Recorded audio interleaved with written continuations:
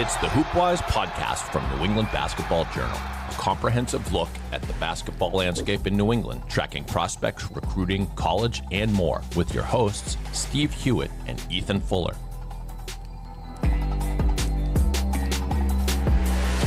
Welcome back to another episode of the HoopWise podcast, part of New England Basketball Journal. I'm Ethan Fuller. You got Steve Hewitt with me as always. Guest list keeps cooking. We've been on fire for the last month. We don't really need to do much of an introduction. I'll keep it short and sweet. AJ Dybantsa, thank you so much for joining us and taking some time. I know your schedule's crazy. Yeah, clap it up, audience soundbite. Your summer's crazy. I think I'll do that as more of the intro. And tell me if I miss anything. And in no particular order, you go to Monaco for the Grand Prix with F1 and Red Bull. You're in Austria for Red Bull headquarters too. You throw out the first pitch at the Red Sox game. Go to NBA Summer League, win FIBA U19 gold, go to Jamaica where I know your mom is from. Let's see, what did I miss here? I think you were in Vegas even recently. Yeah. That also includes workouts at BYU where you're a freshman. Okay, how did I do? Did I miss anything important? Okay, thank you. Selfishly, I want to ask about Monaco because that's a bucket list race and event for me that I really, really want to go to. And I watched a little bit of your YouTube day and kind of trip in life. How was that? That seems so sick. Yeah, once in a lifetime experience. I gotta go back though. Yeah, definitely. Was the food there good? I didn't really eat in Monaco. I ate in like Nice. Okay, how was that? That was good. Yeah, dang man. And seeing you were like right above pit row too for the cars doing pit stops. I was right above. I think I might have been Yuki's car. One of the Red Bulls cars. Yeah, that's sick, man. Okay. Are you a big F1 guy or not even? Not. Dang. Were you able to meet any of the drivers? I met Yuki and Max. Okay, yeah. That's sick. Max he's a goat too, man. Yeah, that's awesome. Yeah. So how has the summer been for you? Because obviously you're in a transition period too. I know you were also taking classes and finals during a lot of this time. How does it feel to just kind of be in this whirlwind that you're at right now? No, it feels great. Just finally being in college and being in a stage that I was, praying to be in for my whole life. Yeah. When you're back here, I know you said you're back only for a couple of days. Is there anything that you make sure you do while you're back here? Just a lot of give backs. Like most of the time I'm back here for is for like giveaways and stuff like that. Gotcha. Cool. Okay. Are there any like restaurants in Brockton or places you make sure you, because you don't get to be back? I don't like make sure I go to it. Yeah.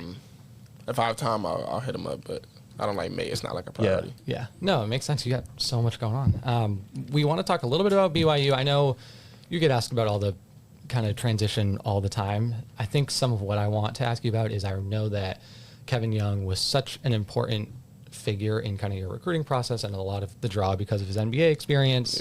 Yeah. How's it been so far in the first couple months, like working out with him? Yeah. How's it been? It's been great. Like you just learn a lot in a quick period of time, especially being with like older guys, but like he just teaches us a lot about like the NBA game. Is he the type of guy who throughout workouts and practices, is he making references to like, oh, this is what I would do with so-and-so NBA player like KD or Book, or does he keep it kind of very BYU specific? BYU is NBA, so like he'll say like stuff like that, like this is what we ran with the Suns. Mm-hmm. Yeah, that makes a lot of sense. Is there an area that he has specifically worked with you on a lot so far, or is it pretty general? No, it's pretty general, but he wants me to be somewhat of like a backup point. Mm-hmm. So he'll put like me and Robert on different teams, so I'll be forced to play the point guard and guard the point guards. How's that been?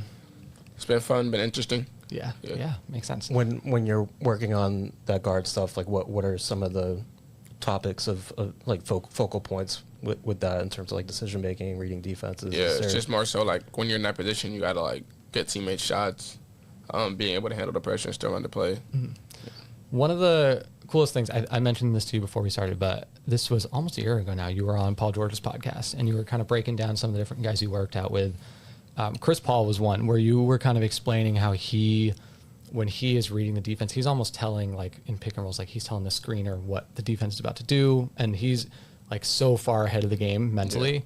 Yeah. What did you learn from him, and like what have you learned generally about the IQ level it takes to succeed in the NBA and at BYU? You don't need Chris Paul's like 101. Like you don't need his IQ to like make it to the NBA, but like if you have his IQ, you'll be like way far ahead. But it's just like ridiculous, like the way he thinks. It's like super far ahead. Yeah, is that something that he can give you pointers about, or is it more just kind of watching him work?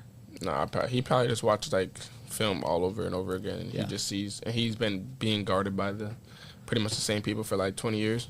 So it's like he just knows what's coming. Yeah, makes a lot of sense. I know some of this when I'm watching you, and when I watch like some people I have who I trust watch you as like scouting stuff. They've really talked about your defensive improvement in the last year or so. So my first question I want to ask is like, was that a conscious effort or just kind of, again, general development included getting better at defense? Nah, I kind of like the older I got, I felt like defense was more fun. So I just started taking pride in defense. Yeah. What's fun about defense? What I don't have know, you like, discovered that's more a fun lot about of players score, and not a lot of people play defense. So it's like if you can stop people from scoring, that's like an actual skill. I mean, scoring is a skill, but like if you can stop people from scoring, that's an actual skill. Yeah. There was another podcast where I loved that you hyped up Herb Jones. I love Herb Jones. He's awesome. Jaden McDaniels, I think you mentioned too.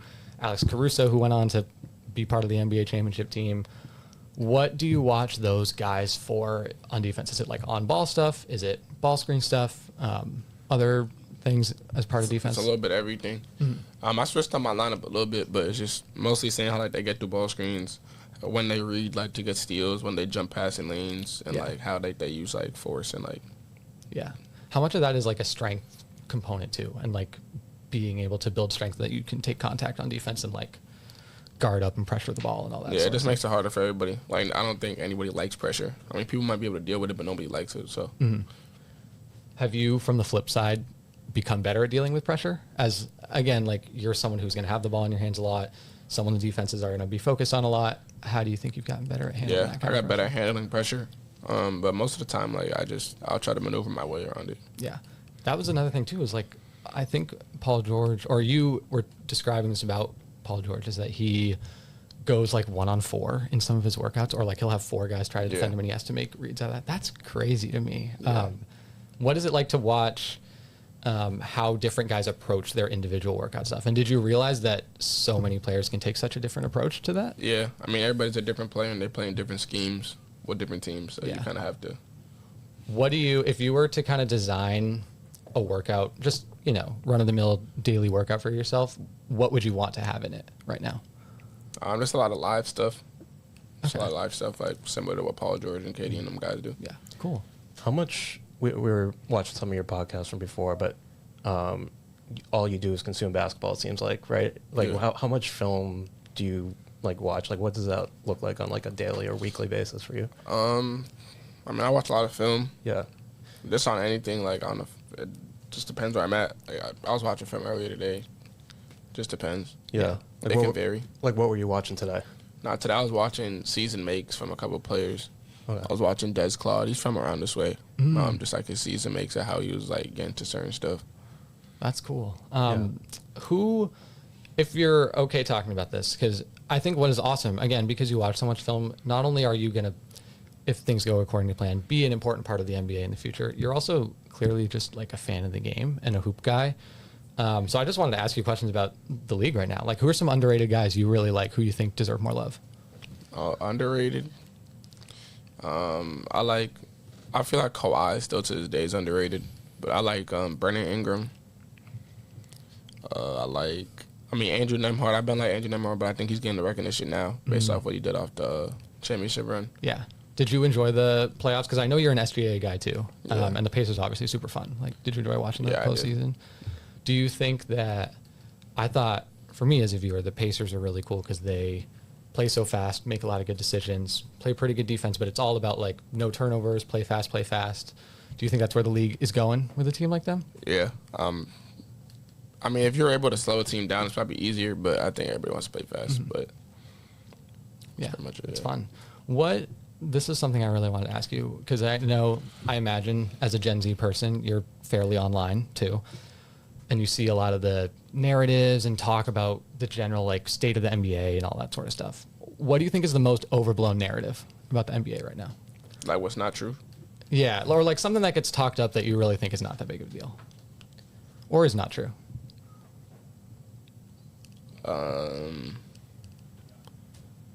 Like the mid-range narrative. You shouldn't be shooting mid-ranges.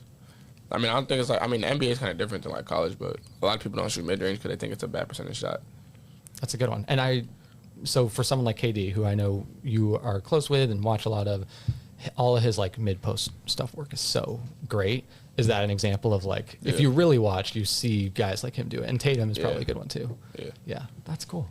What do you think about, like, obviously the ratings narrative about like all-time low ratings? Obviously the Pacers Thunder wasn't like billed as like this like crazy like big ratings kind of matchup. Do you take any stock into that? Obviously you're going to be in the league in a year or two, and that's like one of the big talking points. Is that something you even like care about or pay attention to? Do you think that's overblown as well? Yeah, I just thought it was a good series. Like, I mean, sometimes you need that type of series. You don't always need like the best player. Yeah, it was good ball. Seven games. That's all you asked for. Yeah. Who? I guess I want to go back to SGA a little bit, because you, in several previous interviews, have mentioned like you pull a little bit from him. He's just an awesome player who you've always really appreciated. Was it cool to watch him have the season that he had and like win the title too in that way? Yeah, like I've been watching him for the past like 2-3 years, but then like me and my trainer would say like he's about to be good, and just blew up. It was crazy, yeah. And just again going back to the mid range, like that's where he makes so much of his advantages and like creating stuff off drives. Is that stuff that you can try to replicate, or is that just like his unique athletic gifts? No, I mean I try to replicate it. I mean I shoot a lot of mid ranges, so I feel like it's pretty much bread and butter. Yeah. Who else? You've mentioned in the past that Kevin Durant is someone that you have used a little bit for your kind of warm up routine. Do you still do like the spin around free throw? No, I think that's for like a game. Okay, all right. Are there guys that you have stuff kind of implemented in your warm-up routine right now, or do you think you've like kind of made your own? No, I kind of made my own. But I mean, I kind of stole a little bit of Kevin Durant's when I worked out with him. So I have some of that, but the spin, like, I don't do that no more. Yeah. That's what I see. Do you feel like that is part of, I guess, growing up in a way, is the idea that like you know enough now that you can kind of create your own identity as a player? It's based off what you're comfortable with. Okay, that makes sense. Who are some of the other younger stars or maybe teams that you like to watch on a regular basis in the NBA? Is there younger players like Paulo? Yeah. Yep. And Edwards. I'll say those two. Yeah. Do you have any strong relationships with any guys who are like first or second year guys that you? Oh yeah, like this whole draft class, probably pretty much like the lottery picks in the draft class. Yeah. Yeah.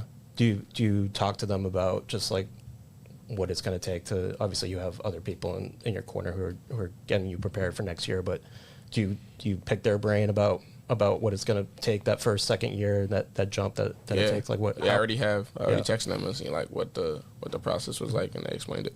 Yeah. What was it like for you to see a lot of those guys at Summer League? Because again, like that's a place you're going to be in probably, hopefully, a year. No, it was just great. That's reconnecting and like seeing them like accomplish their dreams. I know it was like a surreal feeling for them, so I was just happy. Yeah, that's really cool. Go ahead. I was going to ask. Obviously, you're going to be in the conversation for being the number one pick next year. Obviously, Darren Peterson, Cam Boozer, obviously in that conversation as well. Is that a goal for you? Do you care if you're the number one pick? Like, how do you sort of process that possibility? Is that always been like kind of a dream for you to be able to do that? And like, how much do you think about that at all, if at all? Yeah, I mean, like the goal is to go number one. If you're not trying to go number one, I mean, obviously, like if you make it to the league, that's all that matters. But like, you're trying to go number one. Yeah. Why would that be kind of important for you? I guess it's just like, I mean, you can be in the names with crazy players like just that's been past number one picks. Yeah. Are you? I guess. What's your relationship like with Darren Peterson and Cam Boozer? Because that's considered the top tier. Are you rivals or friendly competitors? I imagine you've probably played on similar teams before, and you've played them all the time growing up. Yeah. I think it's probably like just friendly competitors. Like we don't talk like every day, but like sometimes like we'll see each other on the stories, light up on the stories, comment on posts. Like every time we see each other, it's love, but like we're competitors. Cool. It's not like a rivalry. I'll say. Yeah, we don't hate each other. Yeah. What do you like about each of their games? If you were to give like a scouting report on them and what makes them good? Yeah, so I'll start with Booz. Like Booz, like he's gonna give you like 25 and 10 every night. Like he's very consistent. You're not really gonna bully him out his way. Like he knows where to go. And like DP just like professional scorer. Like he can score all 3 levels. He gonna get a bucket regardless. Is there another dude in this draft or potentially in the next draft class that you think people should be on the lookout for as like maybe jumping up into a higher tier of lottery or just like potential breakout guy in college? Yeah, our class is so strong though. So I would like. There's definitely some underrated guys that I played with who I think could probably like sneak on draft boards. But I think with our lottery class, it should be, if everybody does what they should do, it should pretty much be set. Yeah, because you still have like you got Nate Ament too, and like Koa, Darius Acuff, Millie Thomas, Kristen Ack. Like you have, if we all do what we're supposed to do, then we'll probably be. That's like an all-time class. Yeah. No, you guys like again, you and obviously Boozer and DP, but like these guys have been on our radars for years. Like even going back to freshman and sophomore year of high school, you guys were like some of the best players on your teams. That'll be a fun one. Yeah. I think that's a good segue. I know you were not in NEPSAC too long. It was 2 years, right? 8th and 9th grade at St. Sebs. What do you kind of remember from that time just as, I don't know, just overall experience? Did you have any good time on those teams? I know your St. Sebs team was really fun. Yeah. What are your kind of favorite memories of that squad? Just playing in front of the student section. I think we had probably the best student section in the league. Dang, okay. So just playing in front of those guys. Were there any specific games that were like crazy atmospheres that like really stuck out to you? Or well, our games, because our gym's pretty small, so it got loud. But when we played at TD Garden, it was pretty fun. Yeah. I remember seeing. Do you know? This is sorry, I'm just hijacking the pod. Do you know Cass Nguyen? She's a photographer. She was very niche, and she took a bunch of pictures of you guys at TD Garden. And I was like, dang, this is like big time doing here. That's cool. And you were on the team with Jalen Harrell too, and Trevor Mullen.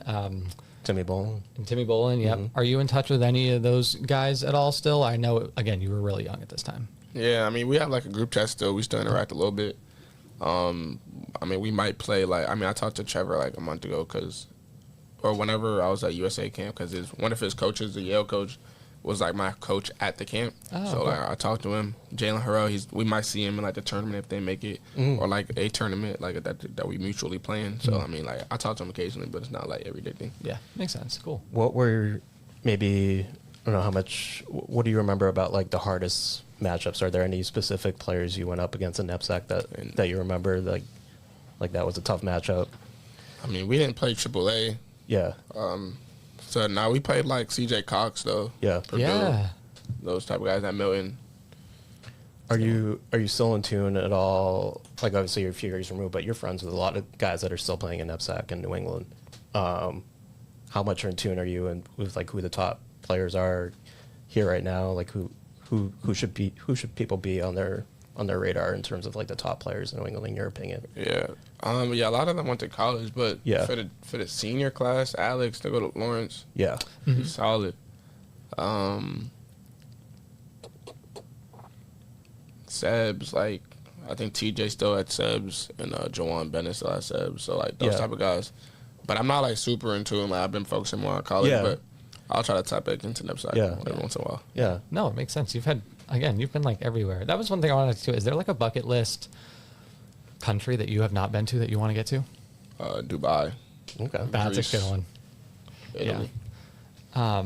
And kind of off of that, I'm jumping around a little bit, but I wanted to ask, when you won FIBA U19 gold earlier, this was another podcast, I forget, but you were talking about the difference between U.S. and international basketball, and you were talking about how U.S. you play a lot faster. I think this was about your U17 team, so the year before. But you're talking about how you played so much faster on the U.S. team, but the international game was really cool because they see the floor at such a high level that you really got to be locked in. Did you feel that again at the U19 level, and how was that? Yeah, it was harder. It was definitely the hardest one we had to win. So, I mean, teams try to slow you down. No, we want to play fast. We want to press. So they try to slow us down, so play us out our game. But we are just too good this year. Yeah. No, and when you get to the NBA again, like that's a heavy international presence now at the league. Is that something that you feel like you'll be more prepared for because of all this like U.S. experience? The thing is, like the international players got used to playing fast. Okay. So like they're playing fast with their like the same mind they have. Yeah. So it's just like harder. The game is still probably the same speed. They're just making faster reads, which you got to get used to. Yeah. No, that's a good point. Yeah. how do you think you have improved? You've talked about this before too, that you feel like you're a better passer than maybe people appreciate. Is that fair to say? Yeah. How do you think you have improved still, even in that respect, just like seeing a step ahead of the defense and that sort of stuff? Yeah, I just think because as I evolved as a scorer, I draw so much attention that I'm a willing passer. I think this show. So I think if I had to guess, I'd probably average around like over 5 assists with the players I have around me that you know how to shoot the ball at a high level. Yeah. I think I can average over 5 assists. Okay. All right. I'll keep an eye out for that. That's exciting. What are some of the things you're most excited about your college season? Like, I'm sure you grew up watching some college basketball, right? And you're going to be going into some cool environments, cool different arenas, and going against some all-time coaches too. Are there specific games you're looking forward to specifically, or anything you're looking forward to? No, not specifically. I'm just excited to play college, just playing the Big 12, which I feel like is one of, if not the best conference. Yeah. I think my last question before we do full court press is, I remember talking with you very briefly last year about your kind of acceptance of like media and kind of being a little bit more public with your lifestyle. And you had mentioned that you wanted to start a YouTube channel, and you've done that since. How does that feel to like have your life a little bit more public than it's been in the past? It is what it is now. I can't really control it. So like, people want to know what I'm doing. I'll give them as much as I want. Okay, that's fair. And I think one thing I've always thought that's really cool, you mentioned some of the give backs that you have always done, and you've done them for a couple of years now. I've been at maybe 2 or 3 of them. I think the kids ask the best questions for you out of like any media. Like they seem like they are really straight shoots, and they seem like they match your energy of like, you will give direct answers and you're not going to like beat around the bush or anything. You don't sugarcoat anything. Yeah. Do you have a good time talking to the kids like that? Yeah. Some questions are like just, I mean, they're kids, so like they get grace, but most of the questions, they're pretty solid. Yeah. No, I've had a really good time. I remember even, I think I went to the one in January, and they were asking you about like prepping for the draft. And you also explained too, like you've really done your research on, you were talking about like state tax and contract stuff. And so for you, like, how much are you thinking about, and maybe less so right now, but have you done a lot of that research of like, this is what my life is going to be like as an NBA player when I get there? Yeah. Like you think about stuff like that. Mm-hmm. That's cool. Yeah. All right. I think that's all I got. You got anything else for full court press? No, let's hit full court Producer press. Dave, thank you. All right. Full court press should work out well today because since AJ likes questions from kids, I have the maturity of a 12-year-old, and so I think that this is going to work out well. Let's do full court press. Full court press.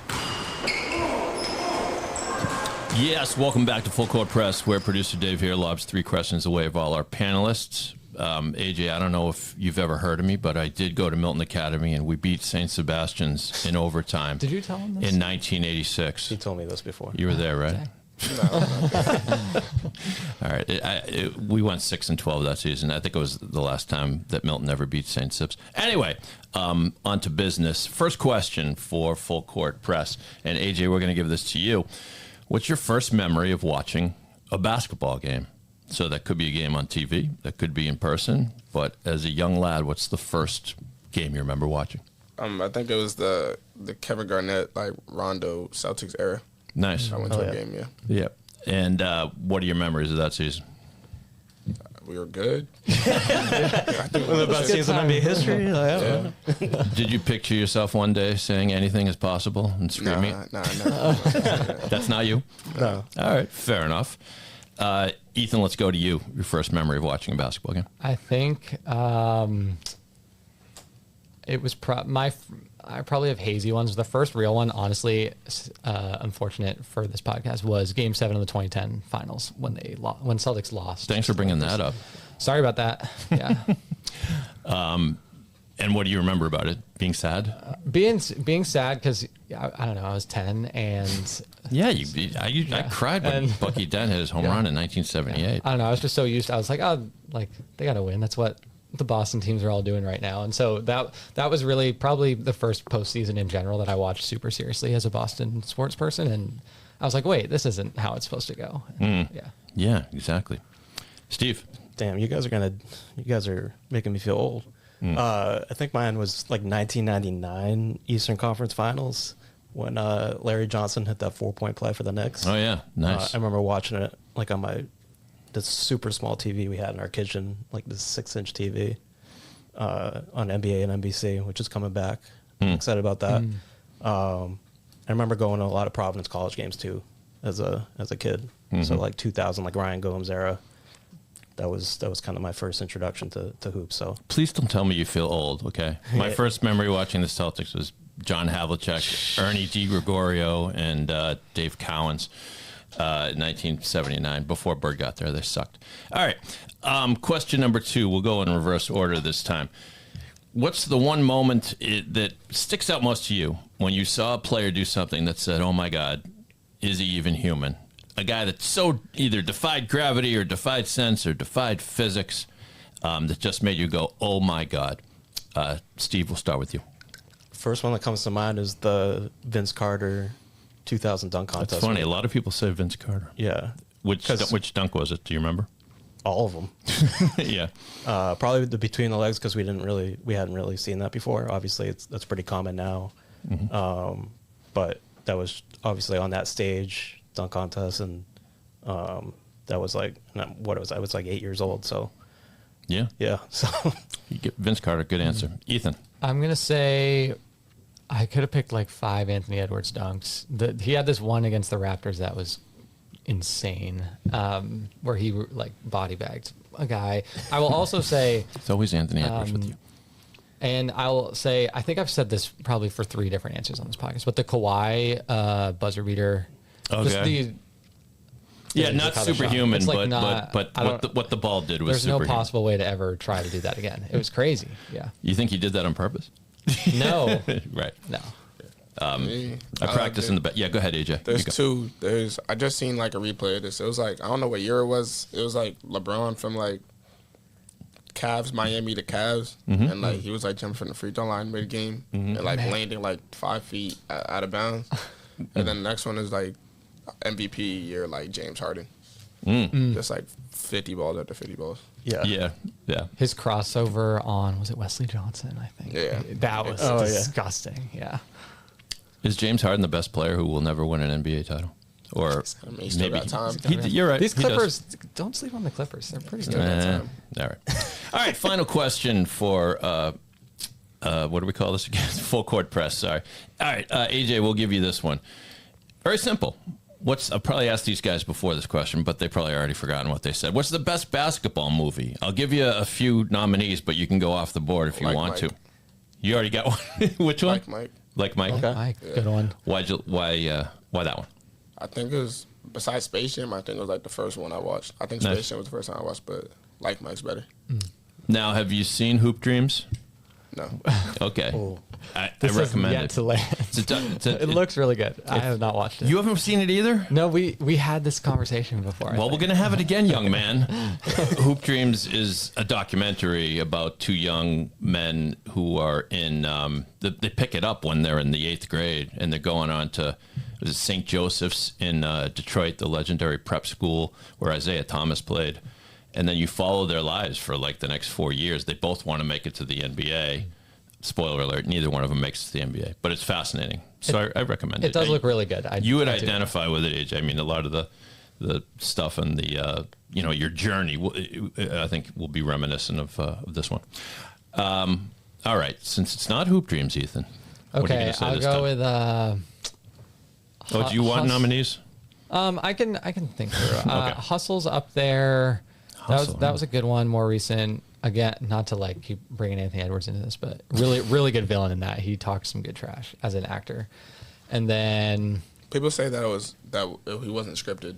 Really? Yeah, is that right? Said that they didn't give him a script and he just had to go talk trash for like 3 minutes. I believe that. That's fantastic. I don't know how true it is. He's a one of a kind personality. Wesley Snipes didn't have a script in White Men Can't Jump. No, that's not true. He did. I'm just kidding. He couldn't play very well, actually, Wesley Snipes. Love and Basketball's up there for me as my kid movie, which it's not even that good of a movie. It's Thunderstruck. I was so mad watching that. Which one? Love and Basketball. Love and Basketball. Yeah. Not so good. It is a classic though, but I was so mad watching. Yeah. Thunderstruck. I don't even know this It's movie. not even that great of a movie, but that was just the first one as a kid where I was like, What's the premise of that movie? so Kevin Durant's the main character, and there's a kid who like, oh gosh, he wants to be good at basketball, and somehow they switch ability. Okay, And the like kid Freaky becomes, Friday. Yeah, the kid becomes really good, and Kevin Durant like cannot make a shot to save his life. And then the whole line is, what is it? Hard work beats talent when talent fails to work hard. Yeah. So it's How is fine. KD's acting? I mean, he's KD, like he Solid. kind Yeah. of similar. It's just how he is in real life. Yeah. He wasn't really Yeah. doing that for real. No nonsense, which I kind of like about him. Yeah. I think the guy that set the bar was Jesus Shuttlesworth, Ray Allen. I mean, he was good, wasn't he? Mm-hmm. If he got game. Yeah. All right, Steve. You stole my answer. I was going to say he got game. Oh, good. Denzel Well, Washington that was the Ray answer we Allen. were looking for, actually. Should give a mention to Coach Carter. I enjoyed Yeah, I like that. Coach I Carter. always enjoy that one. So if it's ever on TV, I just sit down for the hour and a half, 2 hours, and make sure I watch it. All right. Well, excellent answers all around, even though no one said Hoosiers, which is the answer we were looking for. But terrific job all around on Full Court Press. Thank you all. And Ethan has promised all of you a Anthony Edwards bobblehead doll at some point, right? Okay. Yeah. What about Andrew Wiggins? Or No, Andrew we can't. His favorite player. This is a rabbit hole AJ does not want to hear about. It's my whole Andrew Wiggins fandom. That's a longer story than this podcast. He goes to a help group for it. That's okay. All right. It's Probably not true. even that bad. It might be true. Like, it's a good favorite player. All right, boys. You can wrap things up. All right. Yeah. Thank you, producer Yas. Thank you, AJ, again for taking the time. I know your schedule's insane, but hope you had a good time. We enjoy just kind of hearing about where you're at in development and everything, and your mind for the game is really cool. So thanks for coming on. Thank you. All right. For Steve Hewitt, I'm Ethan Fuller. For producer Yas too. Thanks so much for joining us. We'll see you next time.